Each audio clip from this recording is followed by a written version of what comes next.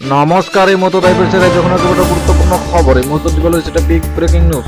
অমৃত কলহ যাত্ৰাত অংশ লৈ নিলম্বিত কংগ্ৰেছৰ দুই নেতা মাটিয়াবলক কংগ্ৰেছৰ সভাপতি আইনুল হক চৌধুৰী আৰু গোৱালপাৰা মহিলা কংগ্ৰেছৰ সভানেত্ৰী আফৰোজা বেগমক নিলম্বন প্ৰদেশ কংগ্ৰেছৰ।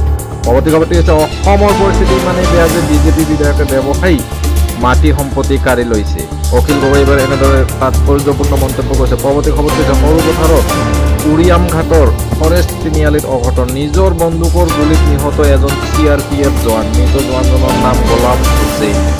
পৰৱৰ্তী খবৰটি হৈছে গোসাইগাঁৱত গছ লৈ হাতেলতে গ্ৰেপ্তাৰ এইবাৰ লাট মণ্ডল। গোসাইগাঁৱত গছ লৈ হাতেলতে গ্ৰেপ্তাৰ হৈছে লাট মণ্ডল। CM ভিজিলেন্সৰ অভিযানত গ্ৰেপ্তাৰ লাট মণ্ডল। ইমামুল হক আৰু ৱাহেদ আলী নামৰ এজন মহৰী মাটিৰ কাম কৰি দিয়াৰ বিনিময়ত লৈছিল টকা। পৰৱৰ্তী খবৰটি হৈছে তিনিচকীয়া টকাবহ পথ দুৰ্ঘটনা। ডাম্পাৰৰ খুন্দাত মৃত্যু বাইক আৰোহী ছাত্ৰ। মৃত ছাত্ৰজনৰ নাম ভাৰ্গৱ বুঢ়াগোহাঁই। পৰৱৰ্তী খবৰটি হৈছে দেশত আৰ্থিক পিয়ল হ'ব লাগে, তেতিয়াহে গম পোৱা যাব যোৱা 10 বছৰে কোন শ্ৰেণীৰ মানুহৰ হাতত ধন সম্পদ